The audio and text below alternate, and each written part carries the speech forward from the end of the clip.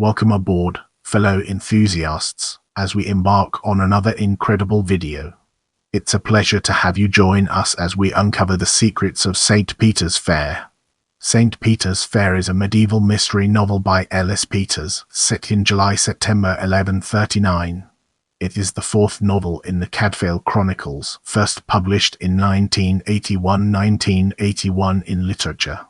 The story occurs during the Anarchy in the English town of Shrewsbury. It was adapted for television in 1997 by Central for ITV.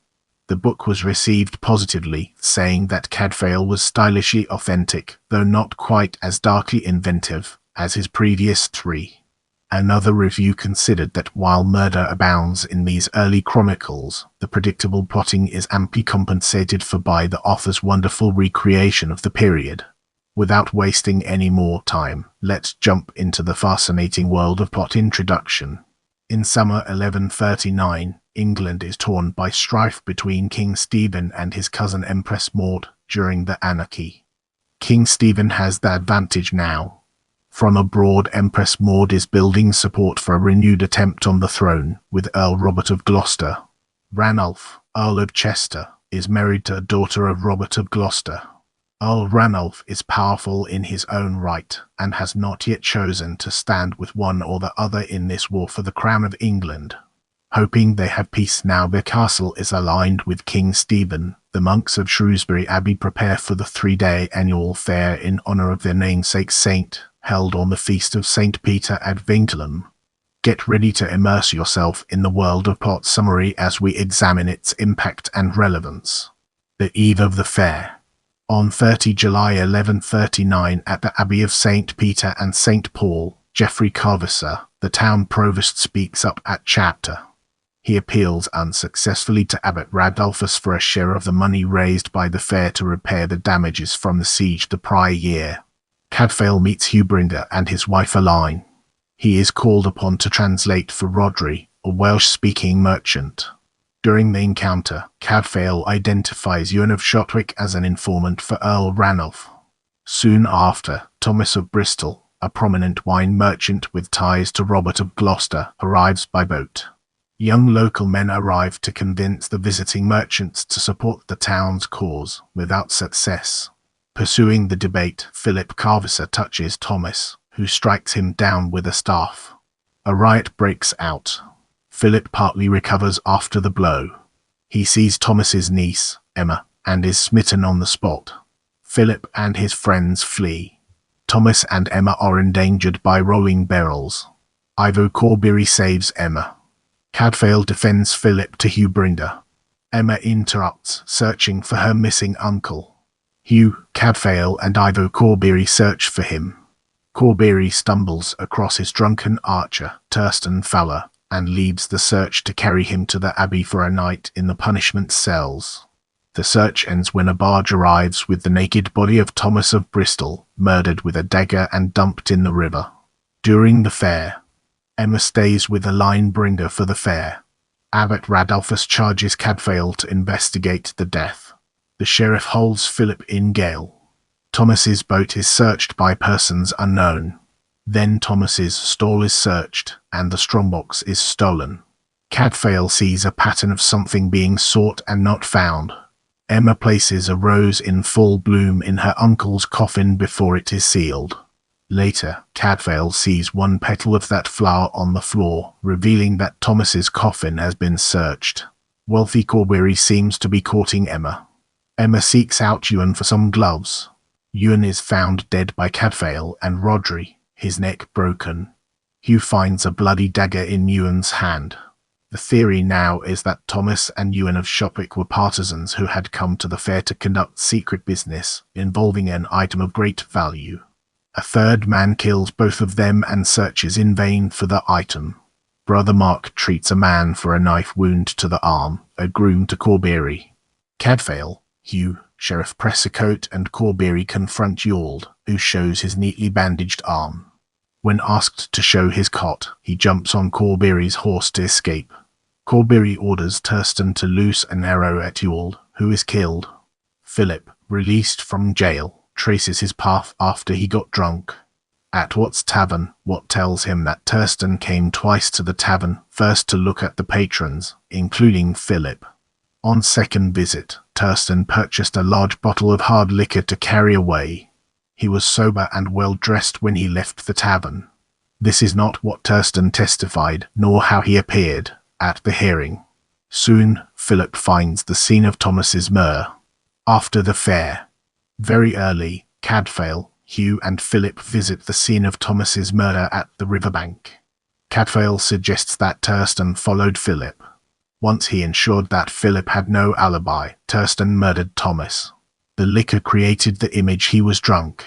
At the guest house, Corbury offers to bring Emma to her home in Bristol, stopping at his home first. Emma accepts. Cadfael realizes that Corbury ordered the actions of Ewald and Thurston. When Corbury learned that Thurston failed, he sent Ewald to search Thomas's boat during the hearing. That same night, Ewald and Thurston broke into Thomas's booth, again finding nothing. The next night they tried Ewan's booth, killing him when he defended himself. Cadfael and Hugh work out Corbury's scheme to save himself by fooling Ewald and ordering Thurston to kill him. They both believe Emma is safe with a line, but Philip knows that Corbury has been visiting Emma.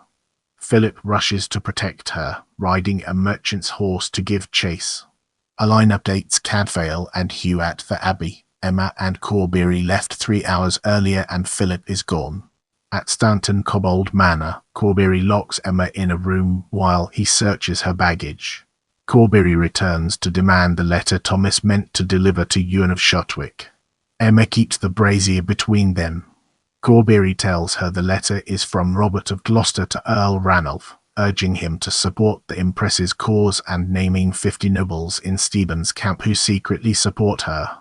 Corbury will demand an earldom of the king for it. Emma removes the letter from her hair, unseen by Corbury, and then pushes it into the fire at the expense of burning her hand. Her uncle told her only that if not delivered it must be destroyed. She knocks over the unstable brazier, setting fire to the tapestries. Emma cannot escape the locked door. She lowers herself to the floor, slowly losing consciousness. Philip rescues Emma. Hugh and Cadfael arrive. Cadfael tends to Philip's and Emma's injuries. Hugh arrests Thurston, unwary and unaware any knew his role in the murders. Corbury is killed by the fire, unwounded. Philip takes Emma to his parents' home in Shrewsbury. Emma sees the value of Philip, the opposite of the brutal Corbury, and a tradesperson like her. Tending Emma's burns, Cadfael says that if she has scars from these burns, she should wear them like jewels. Radulphus summons the town provost, Philip's father, to chapter at the abbey. Now he donates 10% of returns from the fair to the rebuilding of the town. The novel ends with the news that on 30 September 1139, Empress Maud invaded England, establishing herself at Arundel Castle in West Sussex. Earl Ranulph of Chester did nothing to aid her cause. Get ready to uncover the mysteries surrounding characters as we navigate its intriguing terrain. Brother Cadfael, at the time of St. Peter's Fair he is 59 years old and 16 years a monk. He is Welsh, speaking both his native language and English, born near Treffry in Gwynd. Brother Mark, young assistant to Brother Cadfael in Aberium. This is his first annual fair, as none happened in the rough summer of 1138. Recently he took his final vows, giving up the world at 18, and is sure he wants to be a priest. He is short due to short commons while living with an uncle, a hardmaster who pushed him to the abbey at age 16. He was introduced in monkshood. Abbot Radulphus, head of the abbey, a real historical person in this otherwise fictional tale, just half a year in office, he is learning the townspeople. He is described as tall with silver hair and somewhat authoritarian in his manner. He is a shrewd man, knowing his duty to the abbey and the secular law. His preferment as abbot he owes both to the church and to the king. Sheriff Pressicote, Sheriff of Shropshire. He was appointed sheriff by King Stephen and was introduced in One Corpse Too Many. Hugh Brinder, Deputy Sheriff of Shropshire, second to Sheriff Pressicote. He became deputy in One Corpse Too Many in 1138. He holds manors at Shrewsbury in Shropshire. About 24 years old, he married Elaine Seward a year earlier. He is an effective man of law and justice who respects brother Cadfael, and in some ways thinks like him. He makes some shrewd judgments but sees he was fooled by the demeanour of Corbury, adding to his store of knowledge of the evil of men. Bringer, like his sheriff, holds with King Stephen. Elaine Bringer, cherished newlywed wife of Hugh, in early stage of first pregnancy. She is a beautiful woman with hair of gold, who brought 2 manors to their marriage. She and Hugh stay in the Abbey guest house so she can purchase items needed for the expected baby. She is about 20 years old and was introduced in One Court Too Many.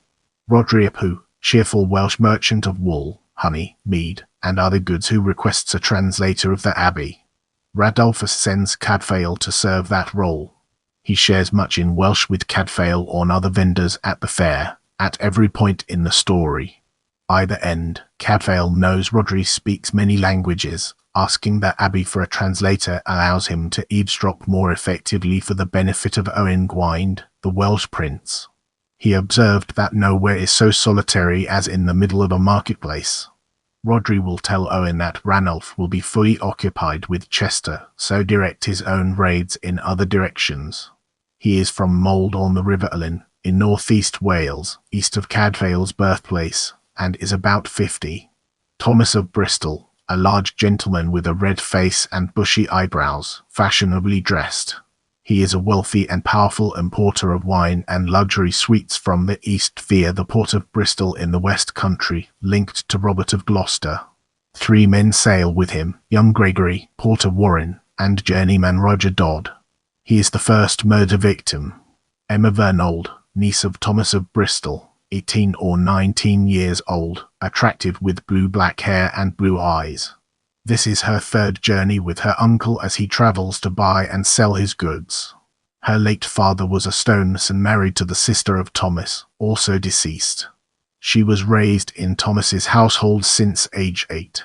She is heiress both to her father and to her uncle, accustomed to the wealth of a tradesman family in contrast to landed wealth.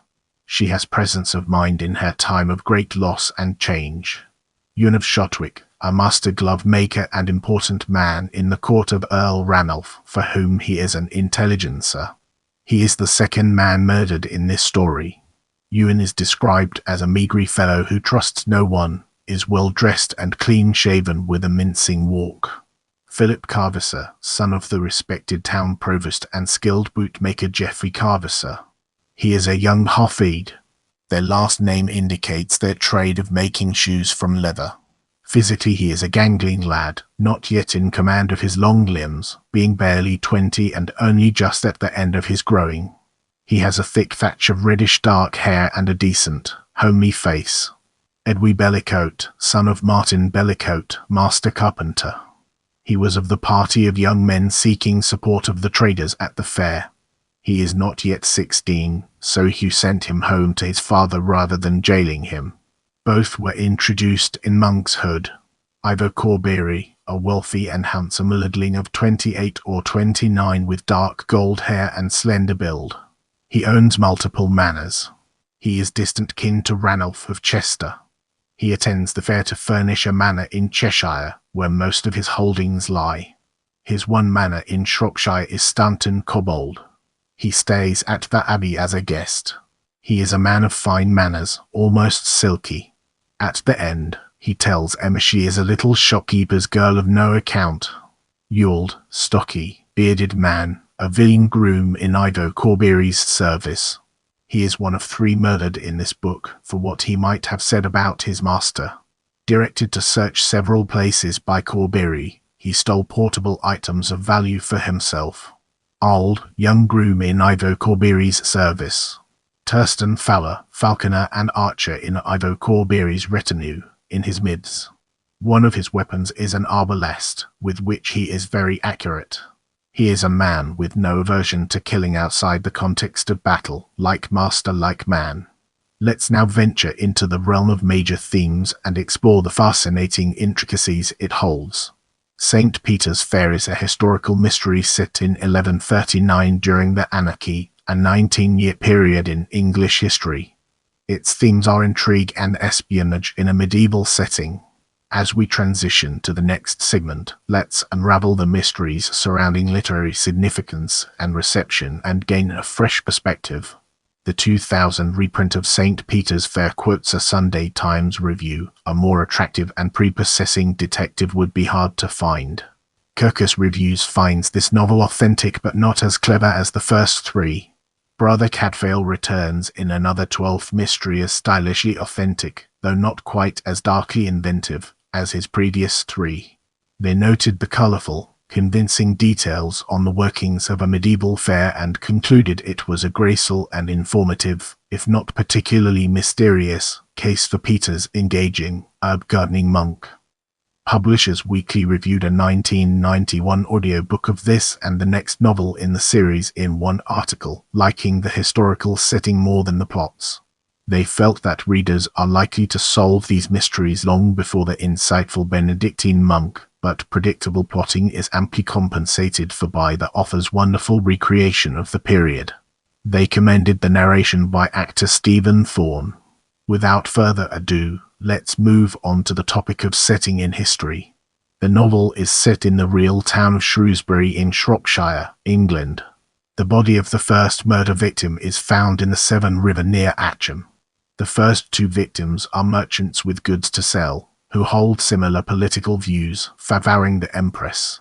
The fair at the Abbey was meant to be a neutral meeting place to get a message from Gloucester north to Chester in the efforts to gain support from a powerful man. The places are about 120 miles apart on modern roads. Thomas of Bristol came by river, passing Gloucester, while Ewan of Shotwick came by land to the fair. As Cadfael noted in the conversation with Rodri Rodri's home in Mold in Wales is very close to Chester and to Shotwick, teasing him that he might be an intelligencer for Ranulph, instead of Owen Gwynd, Prince of Gwynd Principality. The story takes place in the year 1139, during the Anarchy, a term referring to the 19-year civil war between King Stephen and the Empress Maud. The novel begins during a period of relative quiet in England, with Stephen crowned king since 1135. His cousin, the surviving legitimate child of the prior King Henry, Empress Maud, is in Anjou attempting to build support for her invasion, aided in England by her half-brother Robert of Gloucester. The contention arose from Henry's effort to gain support from the nobility to honour his daughter as queen on his death, as his only legitimate son had died in an accident on the White Ship in 1120. When Henry died, Stephen acted quickly to gain the crown while Maud stayed in Anjou with her husband and children. Many who had taken the oath with the dead King Henry readily gave their allegiance to Stephen. Others felt that first oath to bind them. Precisely why this split endured is never clear and continually analysed. Perhaps England was not ready for a queen, perhaps her second marriage with Geoffrey of Anjou arranged by her father rankled, perhaps the affable Stephen was more popular and Maud too strident, perhaps the barons wanted to be more certain of their own lands, perhaps other reasons set off the long period of strife, which was not settled until King Stephen died. The novel concludes with Empress Maud invading England on 30 September 1139 and taking Arundel Castle in West Sussex. Abbot Radulphus was the real abbot at this Benedictine monastery, who began in 1138 as the replacement of Abbot Heribert. In historical records he is sometimes called Ranulph.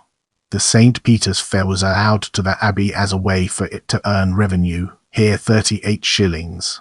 The 3-day fair was granted either by Earl Roger or King Henry. Either Lammas Fair was allowed in the same fashion, originally on 1 August, become 12 August after the change of the calendar in 1752. The Charter Fair was a primary method of buying and selling trade goods in this century the 12th as part of the growing economy, as well as a benefit to the abbey from rents, fees, tolls. Welcome to the next segment, where we explore publication history and its significance in our journey. 1981, United Kingdom, Macmillan.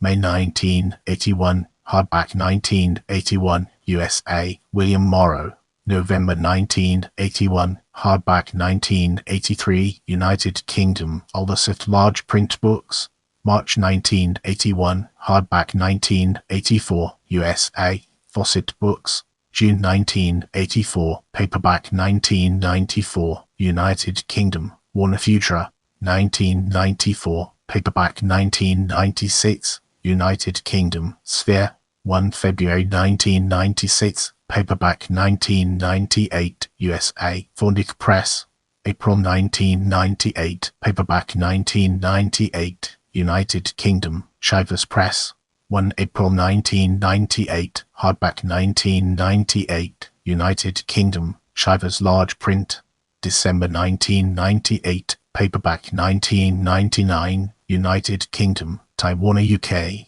19 May 1999, paperback 2007, United Kingdom. Hodder and Stoughton, 5 April 2007, audiobook on CD. As of 2013, 11 paperback editions have been published, the most recent in October 2011 UK edition, publisher Sphere. There are 13 versions of audiobooks, published from May 1991 to July 2013, publisher Blackstone Audiobooks. As we enter this new chapter, let's navigate the complexities of television adaptation and unravel its multifaceted nature. St. Peter's Fair was the 9th Brother Cadfael novel to be adapted for television. It is the 4th novel in the series. 5 stories that follow this one in the novel sequence were shown before this one. It was the 2nd episode of the 3rd season, filmed on location in Hungary in 1996 and produced in Britain by Central Independent Television for ITV. The Central Television series starred Derek Jacobi as Cadfael, first airing in 1997 on ITV. Get ready for an exciting exploration as we unravel the mysteries of external references. Kakari British novels, Kakari British mystery novels, Kakari British historical novels, Kakari novels by Edith Pargeter, Kakari novels set in Shropshire, Kakari fiction set in the Urs, Kakari novels set in the 12th century, Kakari Macmillan Publishers Books. I'm here to provide you with the best information, so let me know what else you'd like to learn about.